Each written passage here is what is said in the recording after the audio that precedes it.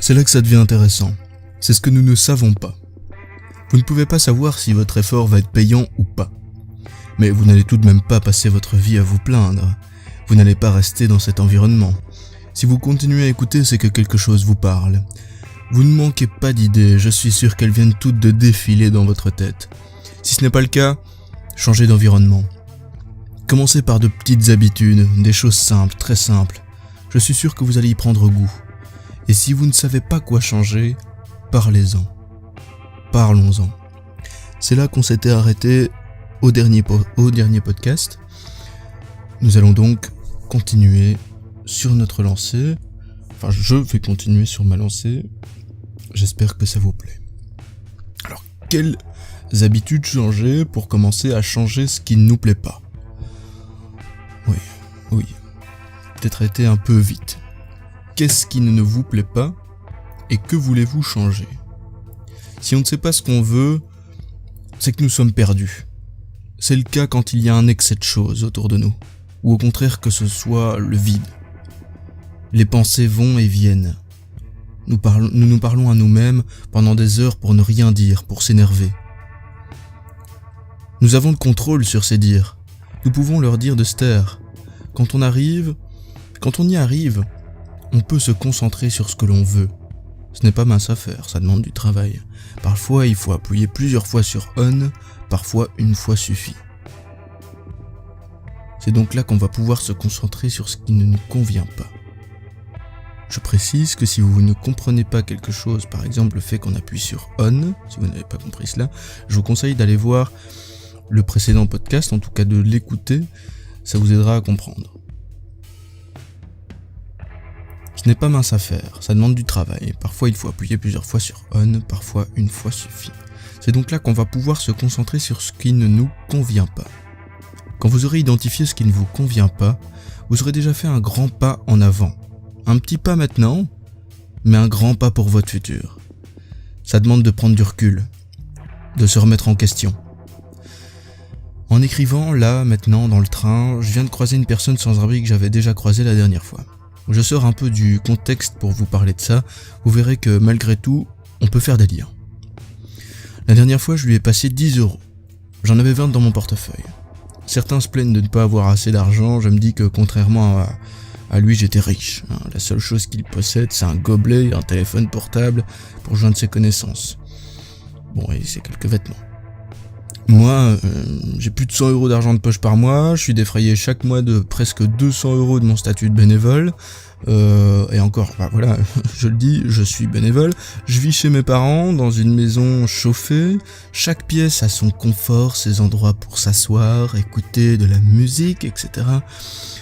Il y a une salle de bain, une toilette, un salon, une salle à manger, une cuisine, une cave, 2 chambres, 2 bureaux, un grenier. Bref, ça vous paraît un peu banal, n'est-ce pas ? Ça l'est. Ce sont nos habitudes, notre mode de vie. Vous vous souvenez ? Celle dont on se plaint parfois. Sinon, au-delà du matériel, c'est le seul homme dans le train qui me dira bonjour et au revoir. Le seul avec qui j'ai eu une discussion, le seul avec qui j'ai eu un échange gagnant-gagnant. Le fait de l'aider en lui donnant de la monnaie me satisfait déjà. L'être humain est ainsi fait et le fait d'aider son prochain apporte déjà une satisfaction. Nous avons discuté. Avez-vous conscience de ce pourquoi cet homme sans lieu de vie est dans le train avec moi ? Certaines villes deviennent fortement peuplées par les personnes dans son cas. Ils doivent donc se déplacer pour aller faire la manche là où il y a de la place. Certains font donc des déplacements de plusieurs dizaines de kilomètres, sans moyens, pour espérer avoir de quoi boire et manger toute la journée. Il me dit qu'ils sont de plus en plus et que c'est de pire en pire. D'après lui, beaucoup tombent dans la drogue et l'alcool. Cet hiver, certains d'entre eux perdront la vie à cause du froid. Et vous ? Comment est-ce que vous avez peur de perdre la vie ? Sûrement pas à cause du froid, hein ? Allez, revenons à ce qui ne nous convient pas. Nous qui sommes dans notre zone de confort. Doutez. Mais ne doutez pas de tout. Vous avez besoin de la confiance. Doutez de ce que vous ne connaissez pas. c'est-à-dire de tout, ou presque. Je me contredis un petit peu, mais vous allez comprendre. Vous avez peut-être déjà compris. Nos opinions viennent trop souvent de choses que nous ne connaissons pas. Nous n'en avons pas conscience, ou on n'admet pas. Nos opinions se forgent via notre éducation, nos expériences, mais aussi via les différents médias que l'on consulte.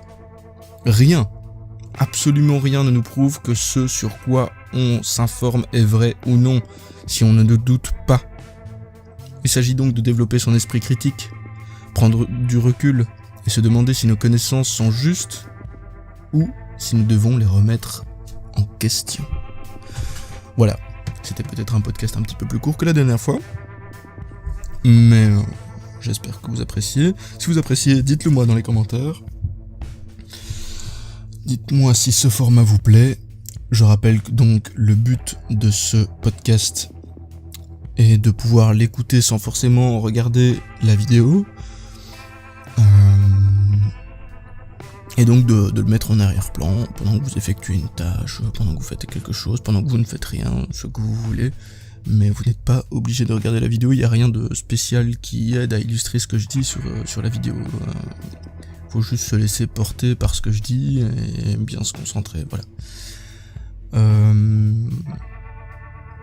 Voilà, j'espère que ça vous a plu, encore une fois, je me répète, je ne coupe pas dans ces podcasts, donc voilà, forcément, il y a des blancs, il y a des... Enfin, c'est sans... Je ne peux pas retirer les bavures, les choses que je dis en trop, un peu comme maintenant, quoi. Tout ce que je dis en trop, là, bah, je le coupe pas. Je fais exprès, c'est comme ça, c'est une règle que je me suis fixée. Simplement pour m'entraîner. Donc si vous avez apprécié, n'hésitez pas à laisser un petit pouce bleu. Vous le savez, ça m'aide à savoir si ça vous a plu ou pas, à mieux me référencer pour avoir plus d'impact à l'avenir, que ce soit pour tout type de vidéos que je produirai. N'hésitez pas à partager si ça vous plaît. Alors si vous n'avez rien compris à ce podcast, c'est pas tout à fait normal parce que voilà, il y a des choses qu'on peut comprendre sans avoir vu le précédent, mais à la base, voilà, c'est un peu la suite du précédent podcast. Donc le podcast numéro 1 tout simplement. Donc si vous allez voir le podcast numéro 1 et que vous regardez, revisionnez, en tout cas réécoutez celui-ci ensuite, et vous comprendrez sûrement mieux, disons que c'est une suite, ça c'est quelque chose qui a été écrit en continu, voilà. À mon avis, ça va se suivre comme ça pendant un moment, et quand ça se suivra plus, ça se suivra plus, voilà. Je vais traiter d'autres sujets en podcast et je ne vous dirai pas forcément si ça se suit ou pas, ou en tout cas, je ne vais pas m'éterniser sur l'affaire comme je le fais maintenant. Je vous remercie d'avoir écouté ce podcast, je vais arrêter de m'éterniser, à bientôt, à dimanche prochain pour un prochain podcast et à mercredi pour une prochaine vidéo. Portez-vous bien.